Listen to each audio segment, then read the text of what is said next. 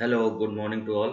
आज हम लोग आई इरोडो के क्वेश्चन नंबर 1.152 को सॉल्व करेंगे। तो पहले मैं क्वेश्चन को रीड करता हूँ। Two bars connected by a weightless spring of stiffness I and length L not rest on a horizontal plane. A constant horizontal force F starts acting on one of the bar as shown in figure. Find the maximum and minimum distance between the bars during the subsequent motion of the system. If the masses of the bars are A equal and B equal to m1 and m2 and the force applied to the bar of mass m2। तो diagram भी हमारा नीचे दिया गया है, आप देख सकते हैं। तो हमारे पास एक एक्सटर्नल फोर्स यहाँ पे F लग रही है, किस पे? m2 पे लग रही है। और हमारे पास एक आइडियल स्प्रिंग लगी हुई है जिसकी स्टिफनेस जो है वो कितनी दी गई है? तो वो हमारी काई से डिनोट किया है, हम के ले लेते हैं, बाद में अगर काई रखना चाहें तो रख सकते हैं। तो आप देख सकते हो कि हमारे सिस्टम पे हॉरिजॉन्टल डायरेक्शन में एक एक्सटर्नल फोर्स लग रही है और वो क्या है? तो वो कांस्टेंट हमारी फोर्स है। तो आप देख सकते हो, आप बोल सकते हो कि acceleration of centre of mass अगर हम निकालना चाहें इस सिस्टम का तो क्या होगी? Acceleration of centre of mass जो होगी हमारी, क्योंकि सिस्टम पे नेट एक्सटर्नल फोर्स कितनी लग रही है? F। तो F अपॉन क्या हो जाएगी? टोटल मास यानी m1 प्लस m2। तो ये हमारी किसकी एक्सीलरेशन है? ये हमारी सेंटर ऑफ मास की एक्सीलरेशन है। तो इस क्वेश्चन को करने के बहुत सारे तरीके हैं। सबसे सिंपल तरीका जो हमारा होता है, जो मुझे लगता है, वो है सेंटर ऑफ मास के फ्रेम में। तो यहाँ पे हमारी क्या होगी? यहाँ पे हमारा सेंटर ऑफ मास बीच में कहीं होगा, क्योंकि यहाँ m1 है और ये हमारी m2 है। आप देख सकते हो कि सेंटर ऑफ मास की एक्सीलरेशन हम निकाल चुके हैं। Acceleration of centre of mass है, यानी हर इंस्टेंट पे हमारी क्या होगी? Velocity of centre of mass increase हो रही होगी। तो इस तरह के क्वेश्चन करने का क्या तरीका है? सेंटर ऑफ मास फ्रेम में हम जाते हैं और बैठ जाते हैं। क्या करते हैं? सेंटर ऑफ मास फ्रेम में बैठ जाते हैं। और सेंटर ऑफ मास फ्रेम की क्या खासियत है? वो हमारा नॉन इनर्शियल फ्रेम है। क्या है? नॉन इनर्शियल फ्रेम है। तो नॉन इनर्शियल फ्रेम है तो हमें क्या यूज करनी पड़ेगी? हमें स्यूडो फोर्स का यूज करना पड़ेगा। और स्यूडो फोर्स क्या होती है हमारी? तो स्यूडो फोर्स हमारी होती है mass into acceleration of centre of mass. और डायरेक्शन क्या होगी? तो जो सेंटर ऑफ मास की एक्सीलरेशन की डायरेक्शन होगी उसके अपोजिट डायरेक्शन। तो m1 पे आप देखोगे तो इस पे जो स्यूडो फोर्स हमारी आएगी वो पीछे की तरफ आएगी, क्योंकि एक्सीलरेशन आगे है तो डायरेक्शन स्यूडो फोर्स की क्या होगी? पीछे होगी। और वो कितना हो जाएगा हमारा? m1 into acceleration of centre of mass, यानी F अपॉन क्या हो जाएगी? m1 plus m2। तो ये हमारी स्यूडो फोर्स आ गई किस पे? m1 पे। सिमिलरली m2 पे भी क्या आ जाएगा? तो इस पे भी लेफ्टवर्ड डायरेक्शन में स्यूडो फोर्स आएगी, और वो कितनी आएगी? m2 into acceleration of centre of mass, यानी m2f upon m1 plus m2। तो ये हमारे पास आ गया है।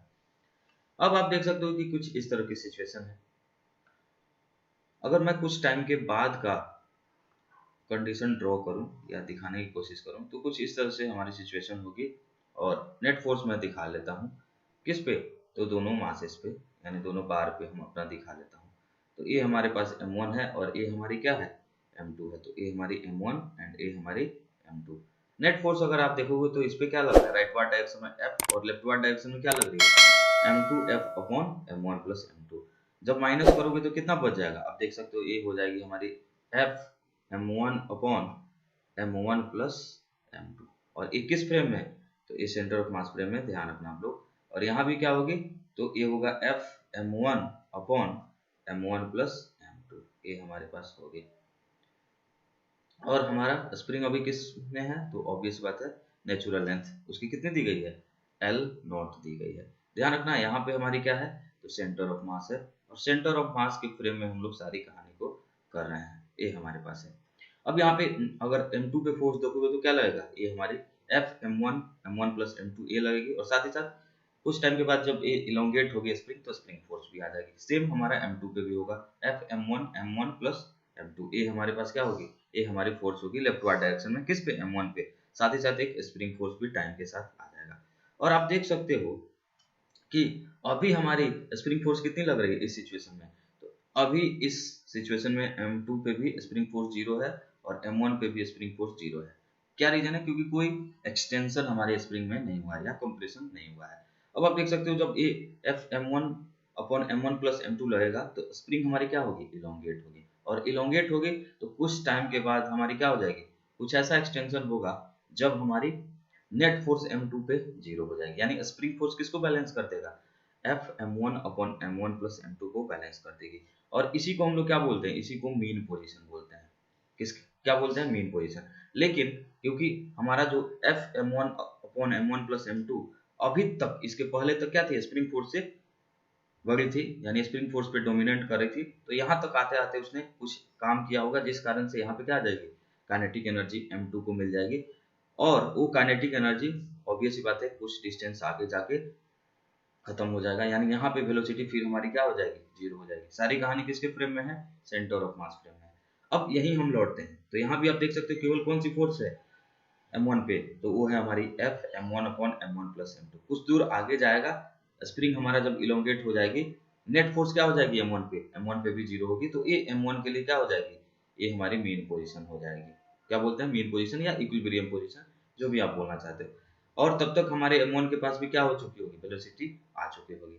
और फर्दर ये आगे जाएगा क्योंकि वेलोसिटी आ गया है, और फाइनली एक ऐसा पोजीशन आएगा जो वेलोसिटी उसकी क्या होगी, जीरो होगी। ये हमारी कहानी होगी। तो एक्चुअल में सेंटर ऑफ मास फ्रेम में क्या हो रहा होगा, सेंटर ऑफ मास के फ्रेम में हमारी M1 एंड M2 एसएचएम कर रही होगी। तो सपोज दैट मैंने बोला कि हमारी जो M2 ब्लॉक है वो कितना डिस्टेंस गई अपने इस नेचुरल लेंथ में जब था हमारा स्प्रिंग, तो वहां से सपोज दैट x डिस्टेंस आगे गई, या x2 मैं मान लेता हूँ, M2 है तो x2।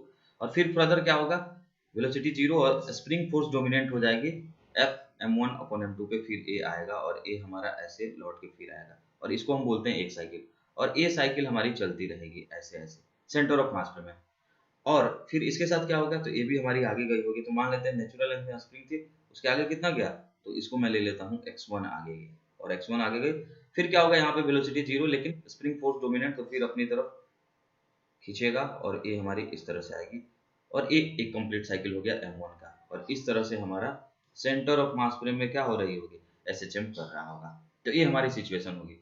यानी आप देख सकते हो यहाँ पे अगर हम बात करें मैक्सिमम सेपरेशन बिटवीन मासेस, तो वो क्या होगी, तो आप बोल सकते हो L0 plus x1 plus x2 हमारी होगी। तो अगर मैं लिखना चाहूँ मैक्सिमम सेपरेशन, तो maximum separation between M1 and M2 वो क्या होगी, L0 plus x1 plus x2, ये हमारी आ जाएगी। और मिनिमम सेपरेशन की आप बात कर सकते हो, तो मिनिमम सेपरेशन हमारी क्या हो रही है, तो मिनिमम सेपरेशन जो हमारी है वो तो नेचुरल लेंथ के बराबर आप देख सकते हैं, तो ये हमारी क्या हो जाएगी, L0 आ जाएगी। अब हम क्या करेंगे, तो ऑब्वियस सी बात है मैक्सिमम सेपरेशन यानी x1 प्लस x2 निकालनी पड़ेगी। तो हम क्या करते हैं, हम यूज करते हैं वर्क एनर्जी थ्योरम को, क्योंकि जब इस सिचुएशन में थी, इसको मैं अगर इनिशियल सिचुएशन बोलूं तो यहाँ भी इसकी वेलोसिटी क्या थी, जीरो थी। इसके लिए मैं इसकी इनिशियल सिचुएशन बोलूं तो यहाँ भी जीरो थी, और फाइनली जब मैक्सिमम एक्सटेंशन हुआ उस समय भी हमारी वेलोसिटी क्या है, जीरो है। और फोर्सेस हमारे स्प्रिंग फोर्स और Fm1 upon M1 plus M2 दोनों पे लग रहे हैं। तो मैं क्या यूज करूंगा, अब हम यूज करेंगे वर्क एनर्जी थ्योरम। तो मैं लिख रहा हूँ वर्क एनर्जी थ्योरम। तो जब वर्क एनर्जी थ्योरम यूज होगी तो क्या करोगे, आप कहोगे सर वर्क डन बाई जो हमारी नेट फोर्स आ रही है उसकी, तो मैं इसको W1 नाम दे देता हूँ, प्लस वर्क डन बाई क्या होगी, स्प्रिंग फोर्स होगी। और कोई फोर्स है, सर नॉर्मल और ग्रेविटी है। तो आप देख सकते हो वर्टिकल डायरेक्शन में हमारी क्या है, वर्टिकल डायरेक्शन में कोई डिस्प्लेसमेंट नहीं हो रहा है, इसलिए ग्रेविटी का एंड नॉर्मल बाई ग्राउंड इनका क्या हो जाएगा, जीरो हो जाएगा वर्क डन। तो ये दोनों हमारे क्या होंगे, जीरो होंगे, तो डायरेक्टली मैं जीरो लिख रहा हूँ।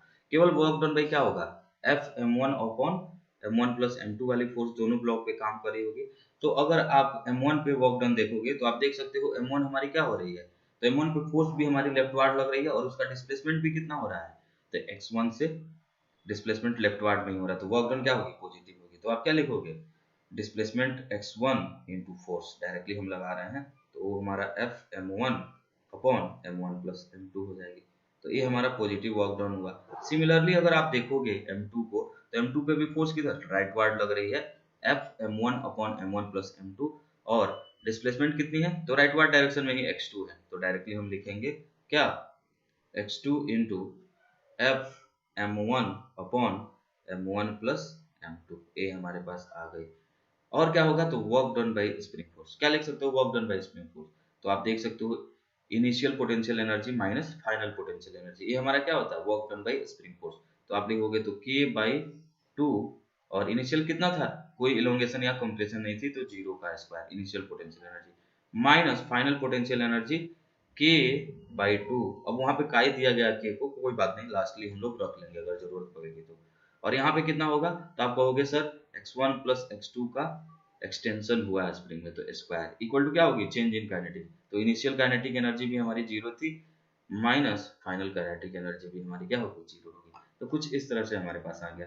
अब आप देख सकते हो F m1 upon m1 plus m2 को अगर हम कॉमन लेते हैं, तो ये हमारा F m1 upon m1 plus m2 into x1 plus x2, ये हमारे पास आ गई, इक्वल टू क्या आ जाएगी, तो यहाँ पे आ जाएगा K/2 x1 प्लस x2 का स्क्वायर। तो यहाँ से एक हमारा एक कैंसिल हो जाएगा डायरेक्टली, और आप देख सकते हो यहाँ पे हमारे पास क्या आ जाएगी, x1 plus x2 equal to हमारे पास आ जाएगा 2f m1 अपॉन k, तो k को बाद में हम लोग काई से रिप्लेस कर देंगे, कोई बात नहीं, m1 प्लस m2, ये हमारी क्या हो गई, ये हमारा x1 प्लस x2, यानी जो हमारा मैक्सिमम एक्सटेंशन स्प्रिंग में हो सकती थी वो हमारे पास आ गया। अब हम क्या करते हैं, तो दो हमारे पास सिचुएशन दी गई है। पहला जो इन्होंने पूछा है, जब दोनों मासेस क्या थे, इक्वल थे, यानी m1 equal to m2 equal to, मैं क्या लिख रहा हूँ, m लिख रहा हूँ। तो इस सिचुएशन में आप देख सकते हो हमारे पास जो मैक्सिमम सेपरेशन आएगी, मैक्स सेपरेशन, वो हमारी क्या होगी, तो हमारा होगा L0 plus x1 plus x2। तो वो हमारा क्या होगा, जैसे आप m रखोगे तो 2m अपॉन नीचे में 2m कैंसिल हो जाएगा, और ये हमारे पास क्या आ जाएगी, f अपॉन k, और k को मैं क्या लिख देता हूँ, तो काई से रिप्लेस कर देता हूँ। तो ये हमारी आ गई मैक्सिमम सेपरेशन। और मिनिमम सेपरेशन क्या होगी, तो मिनिमम सेपरेशन तो हमारी नेचुरल लेंथ के बराबर ही है, तो ये हमारे पास क्या आ जाएगी, L0 आ जाएगी। तो ये हमारा फर्स्ट पार्ट हो गया। सेकेंड पार्ट की अगर बात करते हैं, बी पार्ट, तो बी पार्ट में हमारी क्या है, m1 एंड m2 अलग अलग है, तो m1 एंड m2 के रिस्पेक्ट में अगर आप लिखोगे तो क्या होगा, मैक्सिमम सेपरेशन इक्वल टू कितनी आ जाएगी, तो वो होगा हमारा L0 plus 2f m1 upon k को मैं क्या करता हूँ, जीटा से रिप्लेस कर देता हूँ, m1 प्लस m2, ये हमारे पास आ गए। और मिनिमम सेपरेशन तो हमारी क्या होगी, तो मिनिमम सेपरेशन तो नेचुरल लेंथ के बराबर ही है, दोनों ब्लॉक के बीच में, दोनों बार के बीच में, तो हमारी L0 हो जाएगी। तो ये हमारा आंसर है part A and part B का। तो आज के लिए इतना ही, नेक्स्ट वीडियो में एक नए क्वेश्चन के साथ, तब तक के लिए थैंक